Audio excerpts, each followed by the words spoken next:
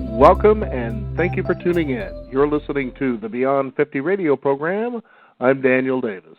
Today we're going to be talking about an interesting way that people who out there want to find ways that they can transform themselves and get beyond limiting beliefs.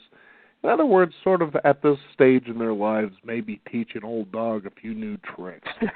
Do a little bit of clearing. That's what this is all about today, because we're going to be talking about a transformation process that will give people the opportunity to give themselves that very new beginning that they're all searching for. Give yourself the opportunity to invest and build in a new foundation that nourishes new possibilities while loosening the grip and supporting the results of the stubborn repeating patterns that people have worked on forever, all the way through to shifting your subconscious. The process is known as the Radiance Process. Quite frankly, I've never heard of anything like this before, and it sounds astounding, and I can't wait to welcome my guest joining us here on the program today, Audrey Hayskamp. She's joining us to talk about what this wonderful process is and how it might be able to help us to get that profound change that we're desperately seeking. Audrey, welcome to the program. I can hear you back there laughing. You're pretty excited about this, aren't you? Yes, I am, and I really appreciate your introduction. That was wonderful. It's nice to hear it coming from somebody else's voice, as well as when I'm talking about it, I'm hearing it through my own vocal cords. So when I listen, I'm like, oh, yeah, that sounds great. I want some of that. It's like I said, too, having been in broadcasting for almost 15 years, and certainly when I got started, the most exciting element was the idea of self-help or personal transformation. And, so I've talked with all pretty much seemingly the big gurus that are out there and everybody that leads all these promises about what we need to do to change. But yet, at the same time, you find so many people desperate and realizing that a lot of these things that are being dangled out there and that are being promised to us just don't seem to work the way we would hope they would. Mm-hmm. And you see something like this here, and I thought to myself, wow, this really sounds interesting. Tell me and our audience, if you could, how this all started for you. Yeah, thank you. I started to interact and learn about the Radiance Process a couple of years after meeting Gay and Kathleen Hendricks, who are kind of the big gurus that I've been mentoring with and now collaborating with. And they designed this process years ago in the early 80s as a way to get to those really early developmental patterns that it imprinted, sort of like, I always like to think of it like a blueprint, like the blueprint that we came in with. And some of the blueprints have walls and ceilings that are too small for kind of the larger essential aspect of ourselves. And so and I was also really committed at that time to working really hard on my transformation and making it a big job. And the Radiance Process came into my world as a receiver. So I was receiving the process, and my experience was that things that were kind of like clothes that were too tight for me or a room that was too small for me began to grow and loosen up, and old patterns and even like old repetitive thought patterns just kind of disappeared. And it was several years after that Katie Hendricks asked if I would like to take this work forward and make it my own. So that's been part of my process in the last, I think, about 8 years. And really what's happened that I love is that the process itself has gotten refined. It's had its own transformation. So it's gotten refined. It's gotten a little bit simpler, more essential. And it's still got the basics that it had before, which is that it's a warm water process. It's intended for things to shift through a sense of grace and ease and a lot of really wonderful physical and energetic support from the facilitators. And my sense is that it's grown even more powerful in its impact, particularly because I think the larger collective has shifted its consciousness so that the changes can actually be larger and easier at the same time. You know, I was just thinking as you were describing all of this about imprinting, you know, about a lot of the things that, you know, for instance, I've been told, and the numbers vary, but roughly that the mind takes in and remembers something like 4 million bits of information per minute or second or something like that. It's an astounding amount of information. Mm-hmm. And we tend to think that what we remember consciously is what we actually took in, but the fact is there's much more than that, you know. Oh, and there's no doubt that, you know, people, you know, I've talked with neurosurgeons and neurospecialists, and it goes on and on and on. And I was astounded to hear that, and I thought to myself, and this becomes a very interesting analogy for me to use here on the program, but just recently, within the last couple of years, they resurrected Superman into a movie called The Man of Steel. Mm-hmm. And at first I looked at this and watched the movie and walked away from it, but it was neat to revisit it like a year or two down the road again and see it and thought, you know, this was really a cool remake of the movie, a new approach to it. And what I mean by that was that moment that he's a kid on Earth and he absorbs all this information. He sees like the skeletons of his peers, you know, in class, and he hears these sounds that no one else could hear, and it's all coming at him all at once. Mm-hmm. Now consider that that's the same way that, for the most part, people come into this world at birth. Mm-hmm. Okay? Now, in the movie, he's nurtured along, of course, by a couple of parents from Iowa, a couple of farmers, and they said, look, you know, don't get too discouraged about this. Just try to focus on one thing at a time. There's that loving kindness that kind of guides him to go ahead and realize, oh, okay, that's all it takes. So, you know, let's just focus on one thing at a time. But when you think of the average birth of a human being, it doesn't have that loving kindness to tell us to get focused and to take it easy. Everything's going to be okay. It'll get better. Don't worry, and so forth. So we're left with a lot of imprinting at an age and at a time that we're not even really aware of consciously yet, because we're babies.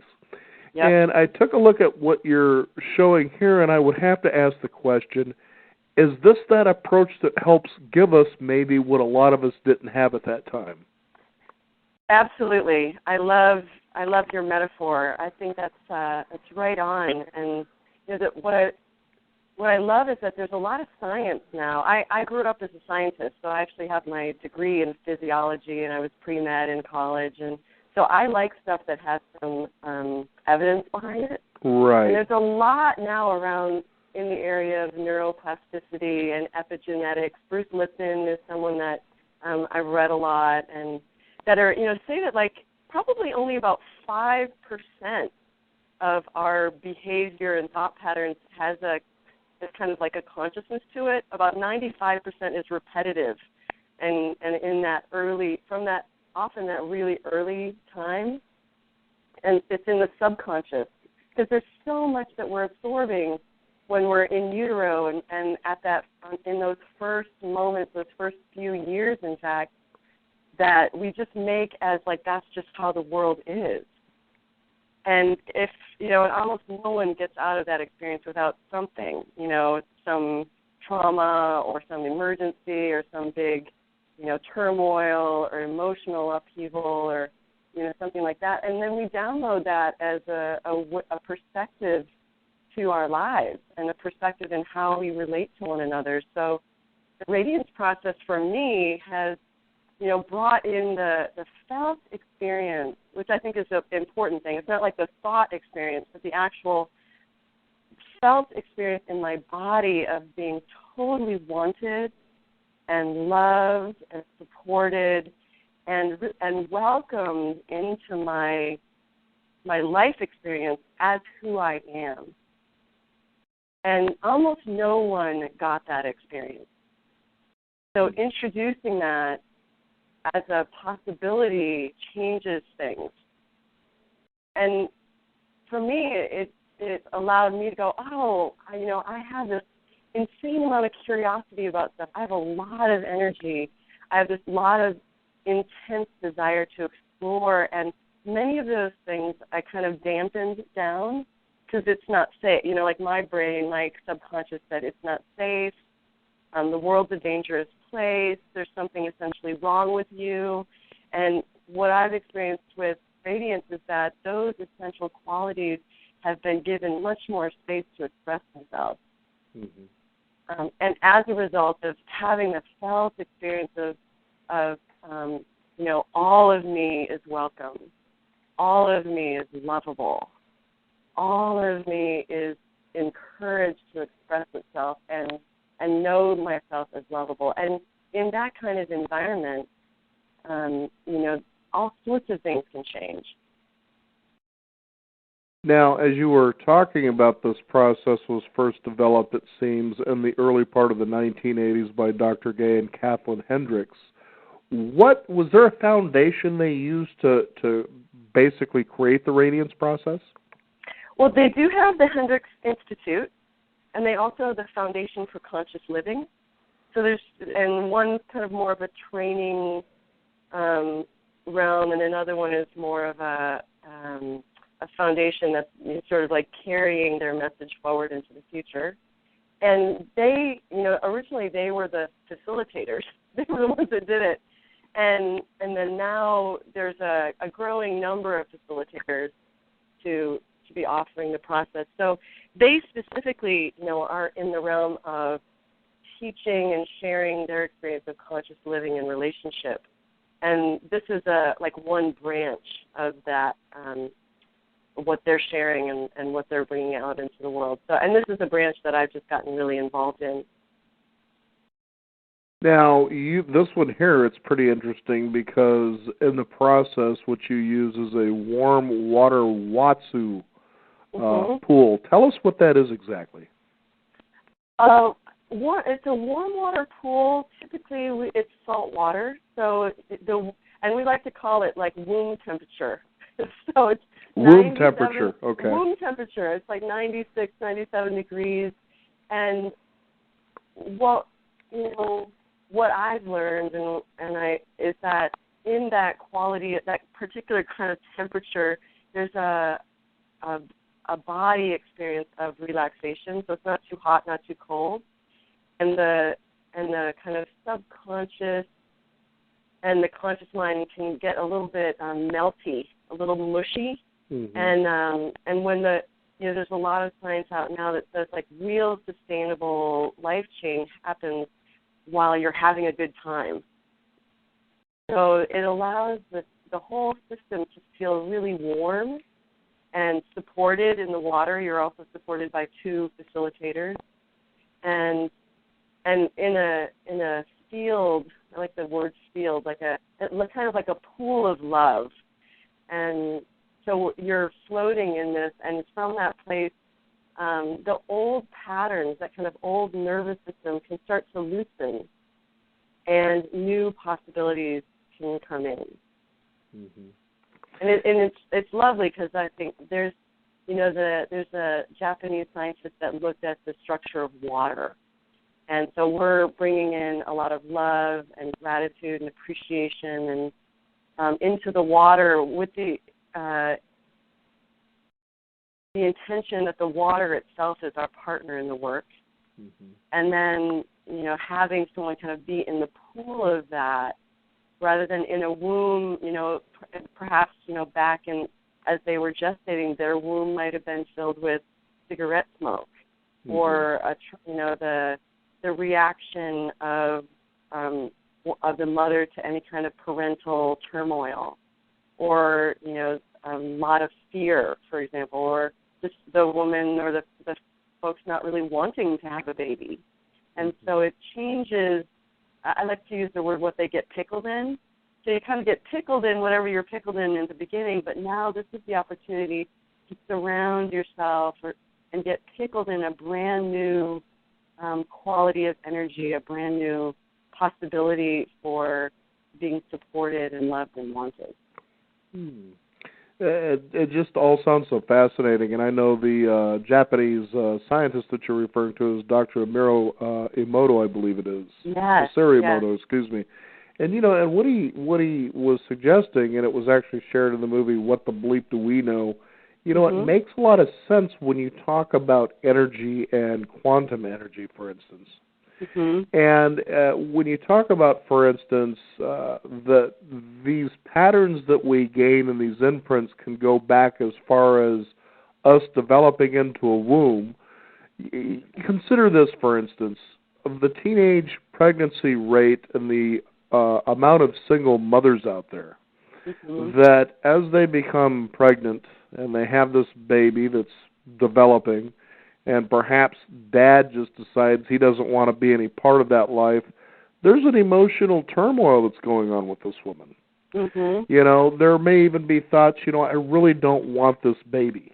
You know, there also may even be thoughts after the birth of the baby that come, even as much as she may love this baby, that she resents it. You know, and I remember seeing a movie, I think it was Riding in Cars with Boys. There was a scene where the son was finally an adult, and he sticks it to his mom and says, you know, you always looked at me. You have this look every once in a while that looked as though you resented me, and it was because she really resented his father for leaving her in the first place. But that pattern was with him all these years, and he finally says, you know, I've seen this look in your eyes, and I wish that there was something I could do about it so that I could get on with my life in a way. And so what you're saying here makes so much sense. Yeah.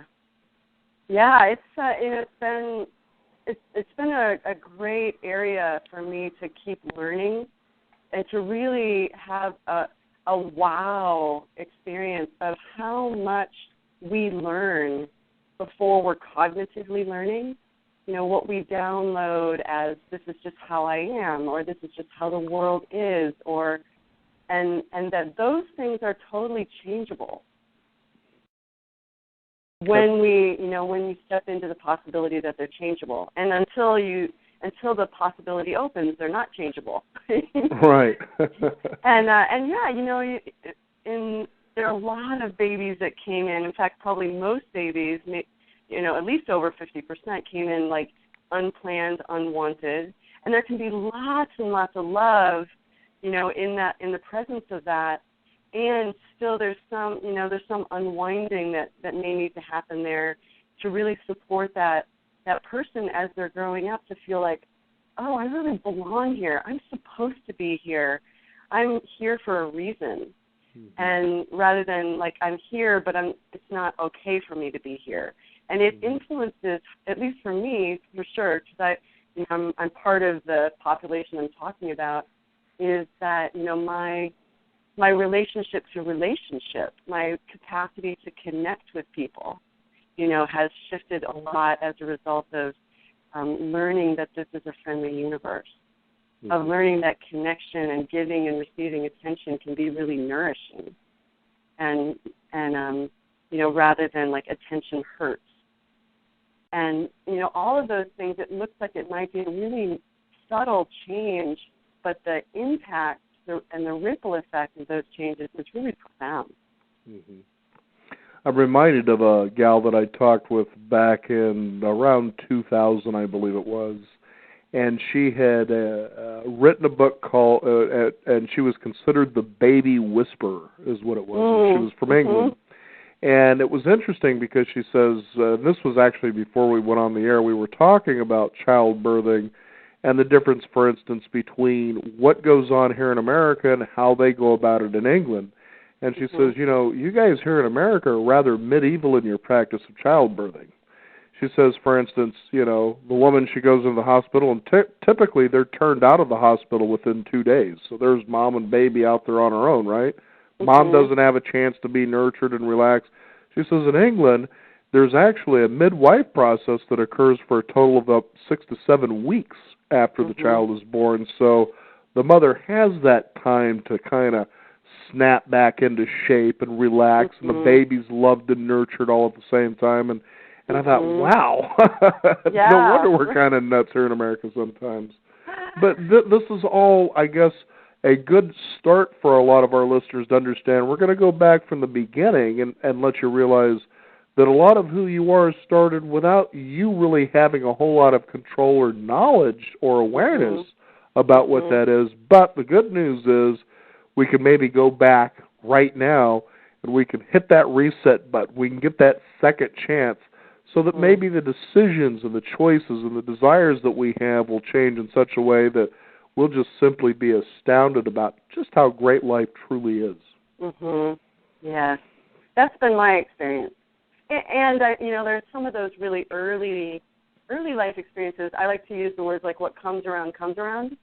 So, I may be facing, turning and facing and breathing with the energy that came from like a birth pattern or something like that. And my relationship to it also changes. So even if it doesn't totally disappear, and some of the stuff that like occurred for me early on has disappeared, some of the stuff still comes around, but instead of being like, there it is again, Jesus, I've worked on this so much, and, I'm like, oh, there it is again. I wonder what I'm intended to learn from this now, or I wonder how I can be in choice about this rather than just be in the default loop of it, sort of like a tape recorder or what I like to call a parrot. A parrot just repeats sounds and doesn't really know what they're being talking reactive about. to things, in other words, yes. Yeah, just a kind of inherent reaction to something. Just like, oh, here's that pattern again. Oh, and how do I want to participate with that now? And so the capacity to be responsible and to be in choice about something, as well as to begin to see it with a quality of curiosity or even a quality of appreciation. Like, oh, how is that pattern actually supporting me in some way? Versus like, there it is again, and I thought I worked on that one already, and it was gone, and here it is, and I must be doing something wrong. There must be something wrong with me, which are all of the voices of the parrot, of the things that we, got blueprinted in there that aren't necessarily so. It's just what we're repeating in our system as what we learn. Now, in this repeating process that many of us, probably all of us, really experience, is that the way that the brain, I guess, protects itself by creating familiarity? I think so. From what I'm learning and have learned, that in the developmental process, in the gestational process, in the really early life experience, that babies are so perceptive, and they pick up on everything, and they're not just sensory but energetically perceptive. So they begin to adjust themselves and their perceptions on the world according to what the environment is, so that they can survive. So babies are also brilliant. They will, they'll learn what it takes to get attention, for example, because attention is just as important for growth as food is.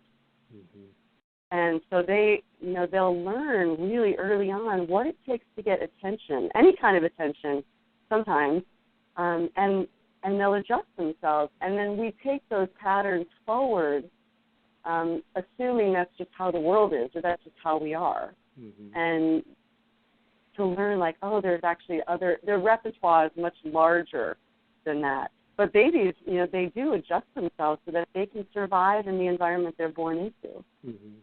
Which I think is, that alone is, to me, evidence of the miracle, the kind of magic that happens and the power of that newborn life.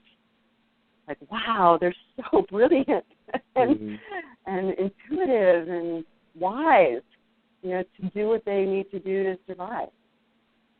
Now, do you think it's interesting? We hear this a lot too about being babies and children, and how we just simply strike out about whatever grabs our curiosity. We certainly run after our desires. We don't even give thought to consequences. And it isn't until we start becoming adults somehow that we don't do that anymore. Well, that didn't work out for me last time, so I'm really afraid to try that again. Yet we always hear about persistence. We'll stick with it until it works, but then we find ourselves perhaps maybe trying to go with that route, and yet finding a lot of suffering that goes along with attaching ourselves perhaps to an outcome that may not turn out to be that great of a thing in the end anyway. When you look at the Radiance process, I'm thinking, when people come to this as a session, is it important for them to know, in other words, like talk therapy, that they discover what it is that's really eating at them or what it is that's stopping them short or whatever that is that they want to work on? Is it important to know that, or is this something where, you slip into the warm Watsu pool, the saltwater pool, the womb temperature, as you called it, and all of a sudden, wow, I'm vibrating in ways and getting thoughts that I never even thought of before. And not having to sit there and talk it out and flush all this stuff out, in other words, and basically create a career for the facilitator, in other words. Yeah, that's a great question. You don't cognitively need to know, because your body knows. Your body remembers. There's a great book actually called The Body Remembers. And so one of the things that we do as facilitators is actually to try and fluff up the body memory, the somatic memory a little bit, and doing that through asking some questions. And, we generally send a bit of a what we call a welcoming packet. We send that to people as they're getting ready for their session as a way to kind of fluff up what's in there. And they're questions that are intended to elicit a body response. And people may have some cognitive awareness about what happened, but that's not really the important part, and we're not needing to go back to the old experience to make a change in our current experience. Mm-hmm. And so it's really kind of about loosening it up from a body place and then creating a really clear intention about how people want to be experiencing their life and their relationships and their relationship with themselves. So I think some fluffing is helpful, so that things kind of rise to the surface. But it's not necessary to have an understanding of things, because all of this stuff happened before we were making sense of anything, before there was a cognitive understanding. And, so I love that. I love that it's not really about talking about it. Just talking about it will get you back to about 6 years old, maybe a little earlier, but the subconscious happens from 0 to about 6. Mm-hmm. And then we start to, we'll start to able to go like, oh, that's your thing. Oh, this is me. But before then, everything is about you. Oh, that, they're having a fight. Oh, it must be about me. Or, so if there's an energy in the family, like there's something wrong. Oh, there's something wrong with me. And so all, that just gets downloaded as a somatic memory. And so that's what we're really going for. We're going underneath, or what we've written as this is a process that bypasses the cognitive mind and goes in, helps loosen the grip of the subconscious patterns. Now, as I was looking at this, the whole goal seems to be to bring someone to a point where they have clarity and that they have presence. Mm-hmm. Now, I think a lot of us have lived daily to a point that we're either thinking about what's going to happen in the future or trying to correct or come to terms with what has happened in the past. That being said, as you were talking about earlier, we tend to live in a reactive state to experiences that lie right in front of us. I would think if you could have that clarity and that presence pretty regularly, that you would be making a whole different set of choices, wouldn't you? Yeah, and even presencing all of the feelings. So, that this is, one of the intentions for me, at least the intention that I bring into the Radiance Process, is the capacity to breathe with and presence all of my feelings. So it's not about me walking around feeling ecstatic all the time, but when I feel sad, I'm actually able to feel sad and to have that be a lovable part of me versus reacting to my feelings like I need to do something about them.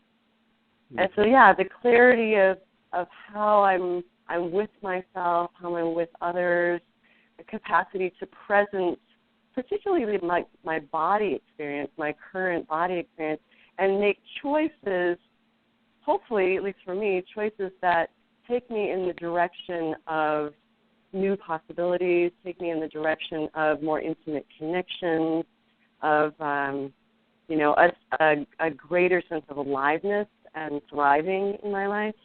And that doesn't happen if I'm sort of always reacting or anticipating or trying to make up for something I thought I did wrong in the past, and which is sort of, I'm like maneuvering through my life versus moving through my life. Mm-hmm.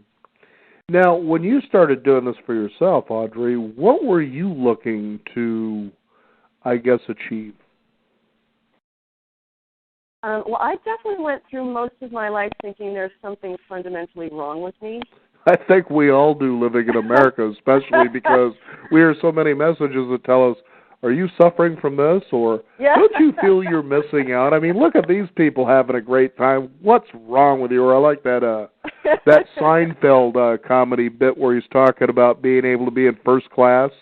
Mm-hmm. And how the lady, the stewardess, is standing there at the curtain as they're getting ready to take off and looks at everybody and Coach with that sneer that says, if you had only worked a little bit harder, and shuts the curtain. Yeah, so I mean, when you look at it, it's like I'm moving through my life thinking there's something wrong with me, then I'm either, probably, I need to keep that secret, which is where I think there's a big hook into shame. Right. And I'm either compensating for that or I'm succumbing to that. And so a big part for me was like, what would my life be like if that were to resolve? If that pattern of always compensating for or reacting to the belief that there's something fundamentally wrong with me, that if that were to resolve, then what? Then what's possible? And I also, as a little one, newborn, had some medical issues. So I had surgery as a 3-week-old baby, and got left in the hospital, and I'm guess my body says that it was in a significant amount of pain. So being embodied was not a very fun experience, which I downloaded as like being human is kind of sucks. Mm-hmm. And I want to do something else. I don't, for a long time I didn't really want to be here. And so for me, the process has allowed me to shift to the experience of like, I really want to be here. And I commit to being here and seeing, what's possible in my life and in life, and supporting people and other people in creating that experience for themselves. Mm-hmm. And even the one in me who still believes there's something fundamentally wrong, that I can bring a quality of love to that voice in me, that can still be here, but it's not what's running my life anymore. Now, just to be clear for the listeners, too, we live in a world that always seems to have a solution for this problem that, well, first of all, a lot of times we're not even aware of. Watch any primetime television program, when they skip to the commercials, there's a problem, they've got the solution, but you weren't even aware that you had the problem in the first place. And, and I find it astounding because one of the messages that you hear consistently is, this is fast and this is easy.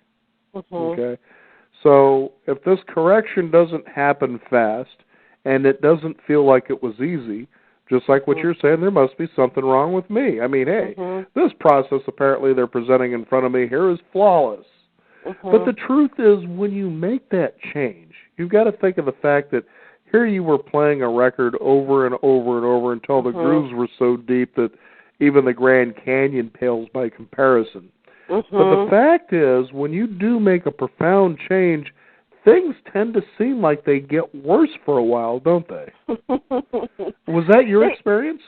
Well, I think I don't know if they got worse. Some things got louder because my awareness was well, up. There you go, okay. I just say worse so people realize, oh, my goodness, Yeah, and I think one of the things that I want to say is that whatever people come into the process with, wanting to clear up, I never look at them as if they're broken or there's a major problem. I look at something as like there's a space to shift something.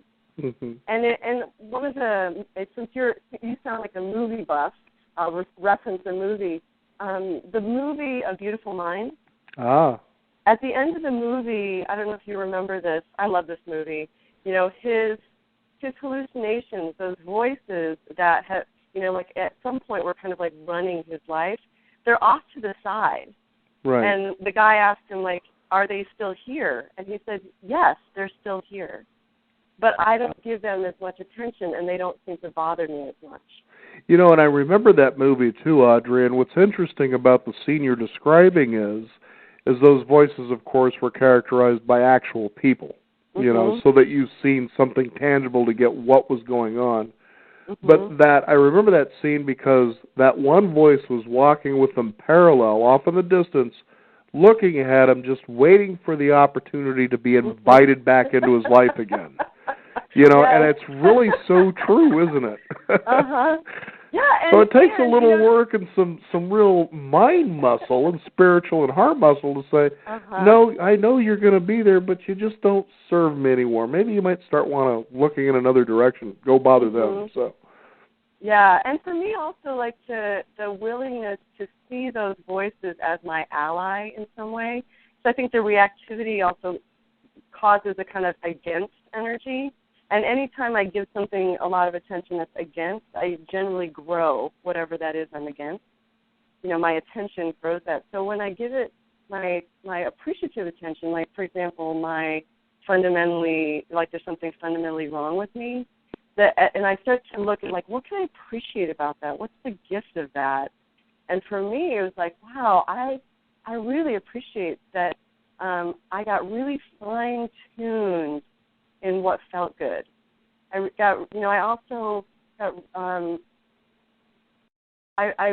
in my compensation for, I learned that I had a lot of energy to move in a different direction. You know, I reacted to that by kind of like trying to prove that there wasn't anything wrong with me. And so there was a lot of gifts in that pattern, as well as, you know, just being able to look at whatever that is and just breathe with. You know, there's Gay and Kathleen, one of the cool definitions I've heard from them, at least this is the way that I've heard it, about being able to love something, is to be able to be in the same space with it without fighting it. Like, so really loving the aspect of me that believes there's something fundamentally wrong without, you know, engaging with it as much. Does that make sense? I believe so, sure. It's, you know, that you can have a belief that just doesn't really serve you anymore. Yeah. And, you know, that's okay because that kind of led you in a direction. And it's interesting how people, though, will hold their beliefs as though their lives depended on it. You know, and that one is kind of confusing as well. So. Well, I think, you know, in those early experiences, those belief systems, their lives did depend on them. You know, so sometimes making these dramatic changes can bring up a life or death kind of feeling. And, you know, also in the radiance process, the capacity for someone, if it's not the individual, but for us as facilitators, to be able to be with that energy of, you know, life and death, and be able to breathe with it. You know, there's a beautiful poem by Galway Canal, and part of the poem says like, and sometimes it's necessary to reteach a thing its loveliness, to lay a hand on the brow of the flower and tell it in word and touch that it's lovely, until it flowers again from within. And I think the radiance process is a beautiful thing of the capacity to reteach a thing, and in this case, you know, support the reteaching of someone's nervous system, of someone's, you know, heart, their capacity to love, that they are indeed lovely until they can take responsibility to really experience that themselves. Now, Audrey, because this is done in a warm water Watsu pool, just to remind our listeners out there, you get to kind of do some swimming. It's not really a hot tub experience, but something a little more soothing. do you slip out a bikini, and are you in the pool with them, or how does this facilitator work here? What exactly is it that you do? Yeah, yes, there's two of us, and it could be me and a partner, and there's several other facilitators, but we're all in the pool together. So it's sort of like we're all in the pool of loving together, and we're supporting the person through a series of movements and also a quality of stillness, and really I like to kind of think of it as like a really thick field of loving, sort of an irresistible thick field of loving, where the energetic vibration, the environment it's got such a vibration that the old patterns that are at a lower, I'm going to use more like a lower consciousness, that they start to loosen up. You know, my theory is that our systems, our bodies will always prefer a better idea when we give them the opportunity and the environment to make the shift. And the environment has to do with it being safe, a feeling of safety and security, a feeling loved, a feeling wanted and welcomed. And in that environment, the shift up to a different vibrational experience of themselves is possible. Mm-hmm. And so, we're probably out of the water, kind of getting things, organized for about 20 minutes maybe, and then we're in the water for more like 45 minutes. Okay. And so there's a quality of movement that happens. There's a holding, like a literal kind of embracing of the individual toward the end of the session, where we're really, downloading. If there's, downloading a lot of love, a lot of times we're laughing or singing or things that that begin to reteach that system of the friendliness of the universe and of the friendliness of their own internal system and how lovable they are as who they are. Mm-hmm. And then we take a little bit of time to kind of get people reorganized into gravity, mm-hmm. kind of coming back into their bodies and into gravity, and then they have a kind of a instructions, post-radiance care instructions that they take responsibility for in terms of how to really nourish themselves after a session and to kind of keep the process alive within them. So the session has a specific kind of timeline, but the process itself goes on for weeks afterwards, where they, you might notice like, oh my gosh, I didn't just react like I usually do. Right. Or wow, I even though I usually go towards that kind of junk food to soothe myself, I notice I rather want to like go for a walk, or I want to call a friend, or I want to get some affection rather than, than eat something, so that just they may notice just a shift in how they presence themselves in the moment and what they want. Mm-hmm.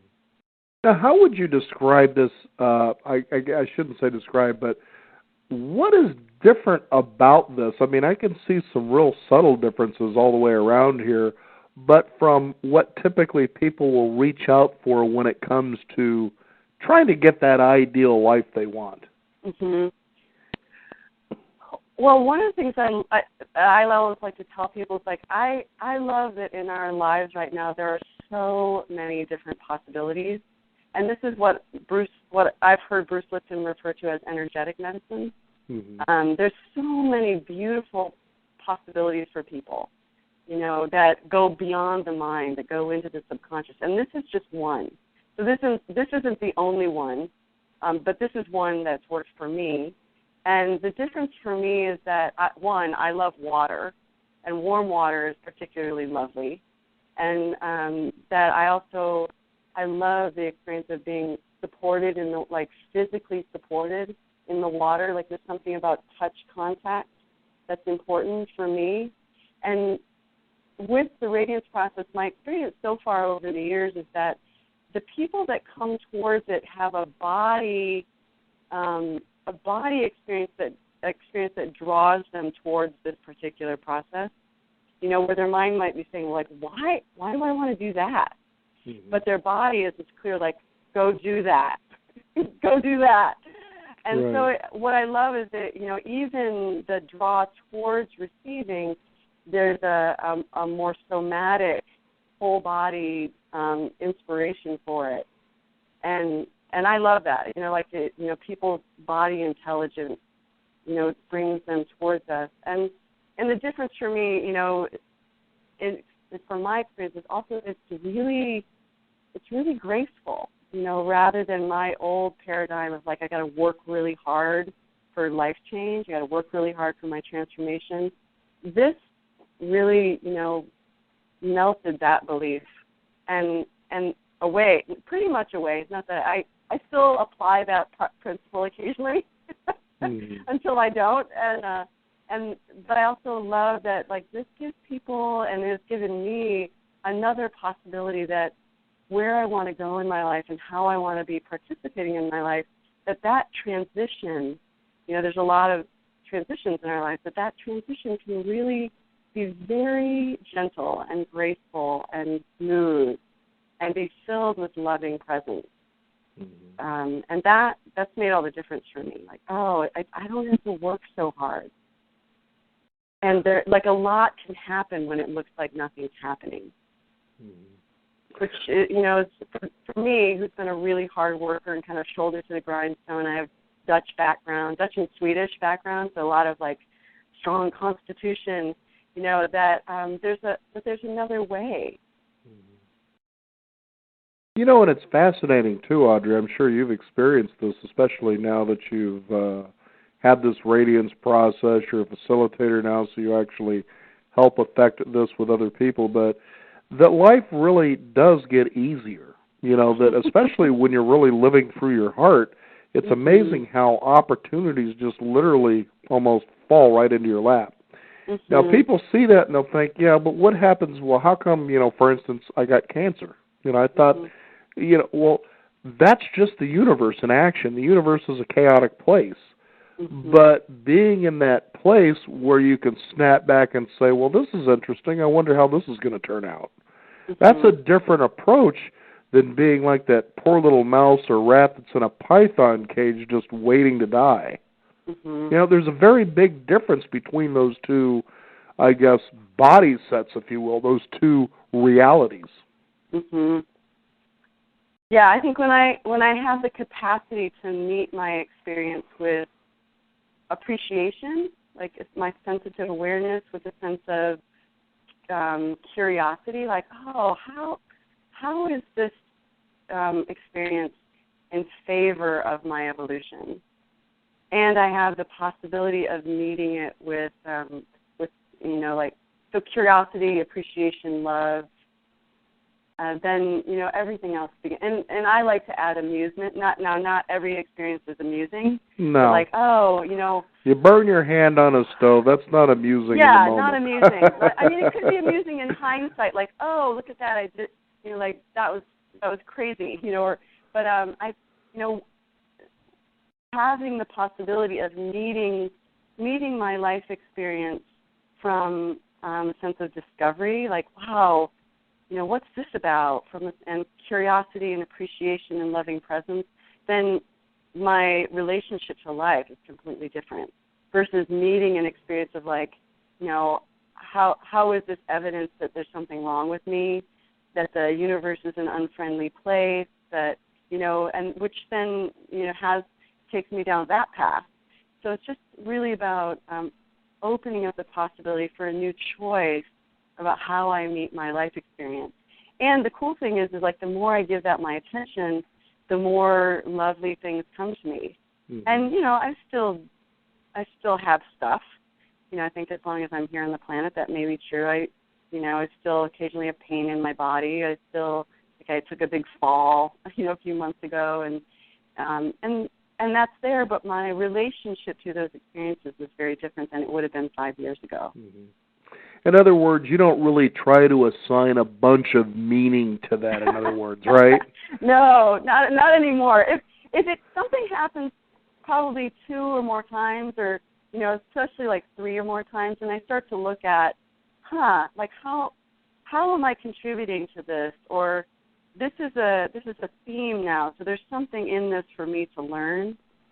And if I learned it, like, what is it that I need to learn such that I don't need to repeat this experience again? But stuff happens. Mm-hmm. And if it happens once, then I'm kind of like, yeah, stuff happens, and I want to, do my best to learn from it. And sometimes just things happen. And the less I try and make it go, like, what does this mean about me? How can I figure this out? Where I take it to a cognitive problem-solving place, then, then it becomes a problem, and then, then I'm in the problem-solving arena versus the curiosity arena. Like, wow, that was an interesting experience. I wonder what I'm intended to learn from that, or I wonder how I contributed to that, or what about that is my ally? How is that actually? How can I participate with this so that I can learn something and move on to a different experience? It's such a fascinating thing to explore and to talk about, and to realize that there is a modality such as this that is out there. On the program, we've talked about so many ways that people can transform and change, and I'm of the thought, present those out there, and allow people the choice to decide, well, what resonates with them. To me, yes. I think anything out there that's helping somebody become more of who they want to be, something that allows someone to open up and trust in the gifts they have to share with the world, to make the world a better place, is always good. And I think it's very exciting when you see something like this and you realize, this kind of makes a lot of sense, and it's so non-invasive, and it seems like it can fit well with just about anything. Mm-hmm. Yeah, I like to think of the Radiance Process as a great complement also to a lot of other modalities, because it starts to loosen up the defensive patterns so that anything else that people are participating with, whether it be therapy or coaching or other modalities, it may, at least for me, it made me even more available to the blessings of those other modalities. And it's not something that you have once a week. It's like, you could have 3 sessions in a year or 3 sessions in 3 years. And, it has a big ripple effect. That's not like, you got to keep doing it. Now, I particularly have had a lot of sessions myself because I think, how can I continue to raise my thermostat for really good things happening in my life? Mm-hmm. And this just happens to be one of the modalities that my body intelligence says, go have another Radiance session. Right. And not to mention warm womb water always feels good. Oh, yeah.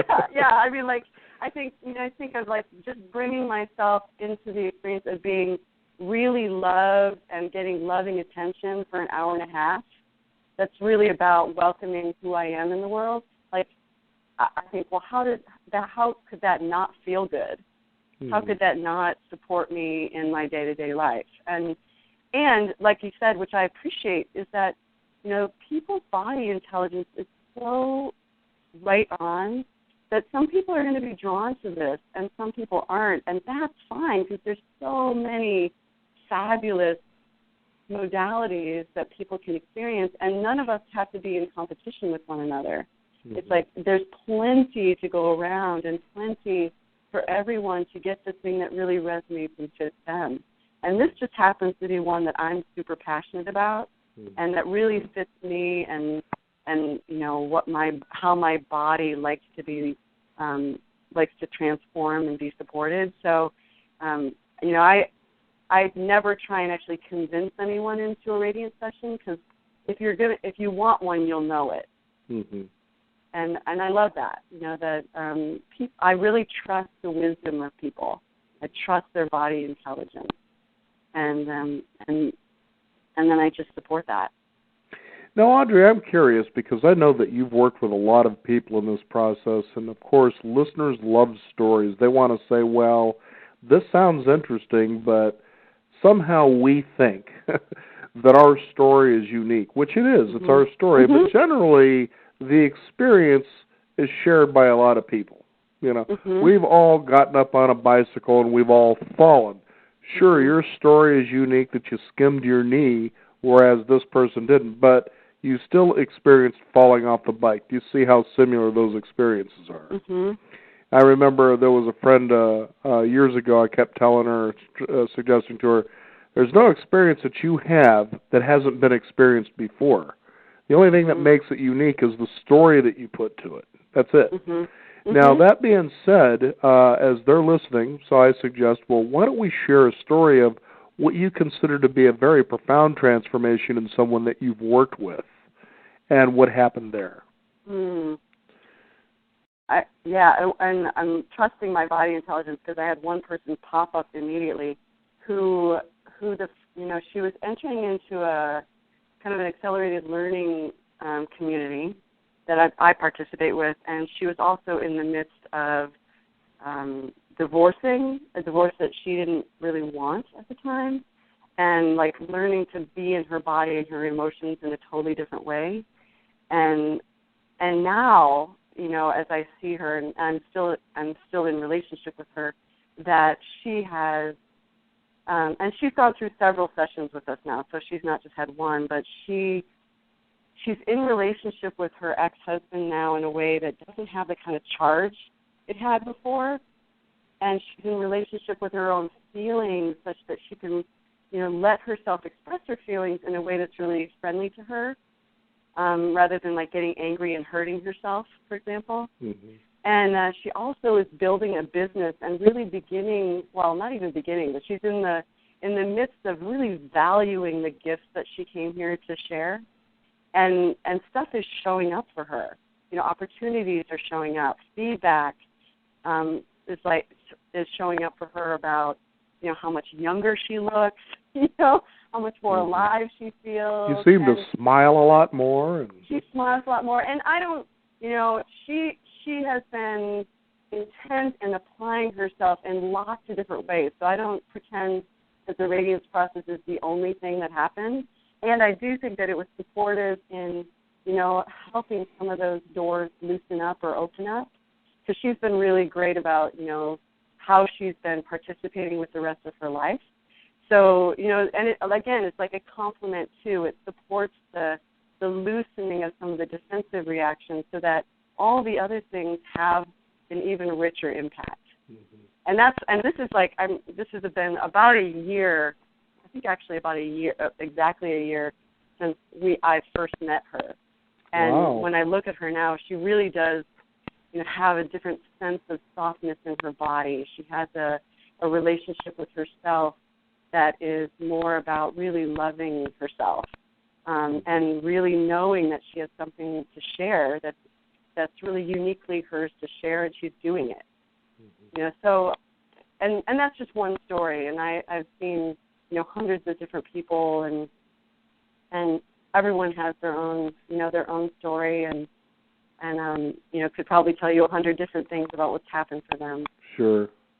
But the most amazing thing that I think that comes out of all of this is, wouldn't it feel good that you're living in a life where an experience comes along that's good, or an experience that comes along that could be deemed bad, and either way, that's okay. Yeah. That's really a nice place to be, isn't it? Yeah, it is. It is, and meeting the experience from like, oh wow, look at what a powerful creator I am. Mm-hmm. That I created this experience. Okay, and that whether I don't do good bad so much, but that whatever the experience is like, I've created this for a really unique purpose, and to trust that I've also the universe is my ally. I'm my own ally, and so there's something behind this experience that's in support of me being the most me I can be. Mm-hmm. And, I can feel myself getting kind of teary because, it wasn't that long ago that wasn't my experience, Right. And so to really feel myself in that new relationship to life, it feels miraculous to me because it wasn't that long ago that I wasn't really interested in hanging out here. It didn't seem like a very good time. So to be in my life such that I'm excited about what's possible, and I still get scared, and I still wrestle with things, and my capacity to come back around to loving myself and to seeing my experience as in favor of my transformation, that happens quicker and quicker. And that's miraculous to me, knowing where I came from. Mm-hmm. And I give the Radiance Process a lot of credit for that for me. And I've been doing a lot of other things too, but that's something that I feel like has accented and enhanced all the other things that I've been up to. Well, the one thing we want to compliment you on is having the fearlessness to join us here on the program today.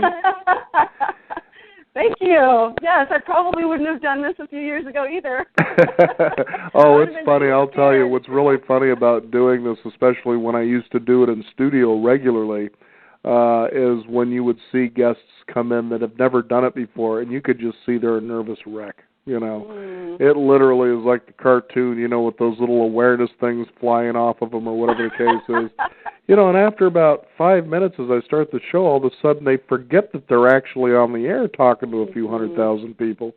And when it's done, you hear something such as, this just wasn't what I thought it would be.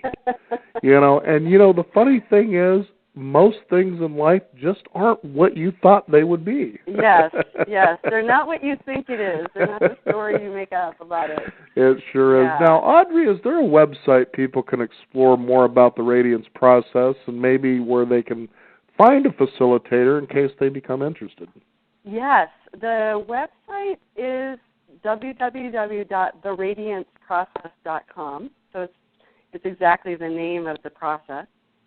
And there are references to different other resources. There's also, my email and contact information.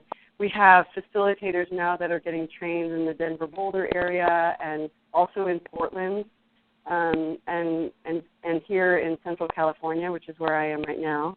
And so, there are possibilities for sessions in all those different locations. And we're also do things like immersions for people where they want to really take a deep explorational dive into some of their early developmental stuff and resolving it. And, so they work with us for a weekend, or a group might work with us for a weekend. So there are individual sessions, and then there's also other opportunities to have a deeper exploration into, both the impact of that really early time as well as the resolution of some of those inherited blueprints. So there you go, listeners. You now know that right at your fingertips that you no longer have the excuse to continue to make life a struggle.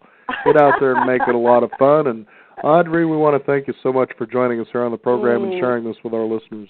Oh, thank you so much, Daniel. I really appreciate the opportunity to share the process and share my story, and I appreciate how easy this felt as a conversation between new friends. So thank you for your interest. It's great to meet you and be with you today. You bet. And the website, again, is radianceprocess.com, correct? Yeah, the Radiance Process. Theradianceprocess.com. And we'll have that link on our website at beyond50radio.com as well. Audrey, thank you for joining us. Thank you so much, and enjoy the rest of your day. Will do. All right. Bye for now. We want to thank you, the listeners out there, for tuning in. Be sure to follow us on Twitter. It's at Beyond50Radio. And also we have the hashtag Beyond50Radio as well. I'm Daniel Davis. Thank you for tuning in. This is the Beyond 50 Radio program. And remember, live your day past halfway.